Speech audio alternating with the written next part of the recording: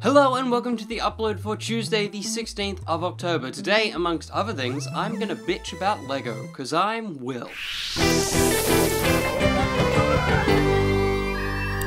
First up and quick! Get your PS4 on! Put simply, messages are being sent to your PSN accounts that, upon opening them, will brick your entire console. So, easy steps. Number 1, delete any unusual messages not from your friends. And 2, set your messaging to friends or no one. And you're safe.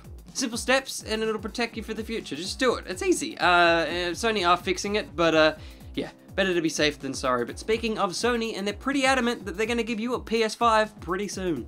Sony CEO Kenichiro Yoshida spoke with the Financial Times last Tuesday, stating, "At this point, what I can say is it's necessary to have a next-generation hardware. This is the first time a high-up Sony official has spoken on the possibility of a new console. Couple this with the recent news that a patent for remastering by emulation has been locked down by Sony, and a new generation of consoles seems to be well underway." I think the biggest takeaway from this is that Yoshida said necessary, which kind of sounds like people are talking about it high up in Sony, that this console is on its way and it needs to happen because they've got some cool tech that they want to put in it. So E3 2019, you know, a console release with Cyberpunk 2077. I'm calling it. Hashtag remind me or whatever Reddit does. But moving on, and you can finally change your stupid PlayStation names. Like, this thing is called Sithbox. Ow! Oh, I actually cut myself. Well, you could always freaking change the name of your PlayStation, but pretty soon you'll be able to change your PlayStation ID. Rolling out for everyone in 2019, the ability to change your PS ID will be trialed for now through the PlayStation Preview program. Once it's out for the general public, you'll be able to rebrand once for free. After the fact, it'll cost you an additional $15 for additional name changes, but you can revert back to your original name for no extra cost. Look, it's great that we can change our names finally, but paying for additional ones feels a little bit weird for me. You know, no matter what social platform you're on, you can change the name for free as many times as you want.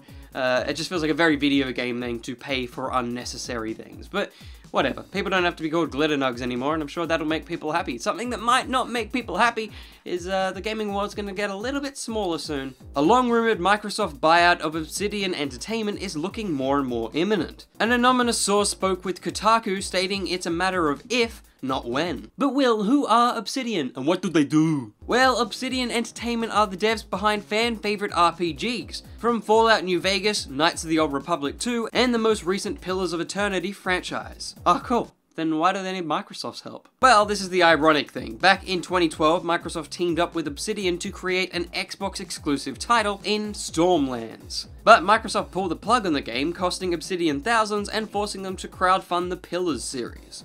So, yeah, but there's a whole new leadership team for Microsoft, so I assume the two teams are meshing together, and there's some good vibes going on, and I'm totally fine. You know, if they buy them out, they've already bought out, like Microsoft had already bought out 4 different big studios this year, a bunch of indie dev teams as well, and if they keep giving them money, keep supporting them, keep giving them the respect that they earn, then I'm fine with it. Make good games, and I'm all freaking in. Something all freaking in for is Remedy's new game, Control. Remedy released their 5th dev diary for the third-person puzzle shooter, giving more details about the game's 2 central characters, Jesse Faden, director of the Federal Bureau of Control, and her predecessor, Zachariah Trench. I mean, that already sounds like a whole lot of lore that I'm just gonna skip. The most important thing the dev diary reveals, though, is the addition of a new major character for Control, Dr. Casper Darling, voiced by Matthew Porretta. You may know him as Alan Wake. The video didn't make me more or less excited about Control, but I'm in. I'm very in for this game. A video that made me very excited is the new video for Star Citizen. I know I bashed this game to oblivion a few weeks ago. I kind of want to buy a Star Citizen digital ticket now. Star Citizen has released a new trailer ahead of this year's CitizenCon, and whilst it doesn't dabble on the gameplay side, the story, the visuals, and the cameos will have your jaw on the floor! Seriously, this is worth a watch even if you care not. A back-of-the-box-like blurb was also revealed. Join the brave- hang on, I'll do a voice. Join the brave men and women of the Second Fleet as they stand strong against the greatest threats the UEE has ever faced. Will you answer the call? Hey, yeah, no, I've answered the call. I want in. Was that cool? Yeah, cool. Star Citizen comes out when does it come out? Oh yeah, 6 years. We still don't know when it comes out. 6 years, we still don't freaking know. But moving on to a game that we do know something about. It's the fan remaster of Knights of the Old Republic, and it's been cut. It's always a tetchy idea to dabble with any big player's IPs, but Poem Studios' remaster of Star Wars The Knights Republic, titled Aperion, had been sailing on its way with numerous gameplay and update videos. Sadly, Lucasfilm has sent them a cease and desist letter, forcing them out by the 15th of October. I mean, you can't really be too upset. As the letter states, the title could be misleading to the public and is likely to create confusion as to whether it's affiliated with Lucasfilm. I mean, when a fan remaster gets through, it's fun, and when it doesn't, you know, it's expected and there's not much you can do about it. Here's an idea though, they only gave them a week from the ban hammer being put down, makes me think that maybe they want to remaster it themselves and they don't want this fan one to be out there. I mean, if you can't make a good Star Wars game new, make an old one remastered. I wrote that differently, but I'm not going to try and read it again. But moving on to something you absolutely already know, the Netflix Witcher series has their Ciri and their Yen.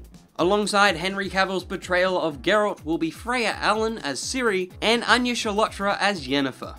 Oh god, did internet not like the young? But the headshot of Anya seems incredibly misplaced. Just give her a quick Google search and you'll find a much more commanding and Yen-ish image. And as for Ciri, de-age Geralt a bit to match Cavill and the world around him will get younger. She is fine, mate. Also, the series is heavily inspired from the books, less so the games, so try and put the games out of your mind and enjoy this thing as a new interpretation of the Witcher world. I know you're the internet, and I know you won't, but just try and be happy. But moving on to something that makes me happy, I always try and put like an Overwatch merch thing at the end of these episodes, but there's always too much to talk about. Well, today, I'm putting it in! We got our first full look at a set from LEGO's new Overwatch range, and it's not the best first look. A brick-built Omnic Bastion will be the first cap off the ranks, and whilst he looks awesome and even comes with dear old Ganymede, I can't help but feel he should be in his primary skin, because, you know, skins exist for you to customize it to make it feel personal to you, so I kind of feel like your standard edition of a LEGO set should be the normal thing, because not everyone wants an orange Bastion. Either way, more sets will be revealed, along with a full line of minifigs from the Overwatch crew. Will buy, because will, but also, this looks cool. If you weren't already amped up to pick up Diablo 3 for the Nintendo Switch, well, hold on to your wallets, because I got news for you! Diablo 3 Eternal Collection will be crammed into a console bundle on release, with a Diablo-themed console, dock, and carry case all included alongside the game. The bundle endgame will drop November 2nd. What a perfect time to buy a Switch, it's also a perfect time for the upvote. Can you see my finger go up? You probably can't. Up. Hey, you know what I haven't mentioned in a while? Fortnite. Not a bad thing, I know, but Modern Maxbox has brought the game into first person, and it looks good. I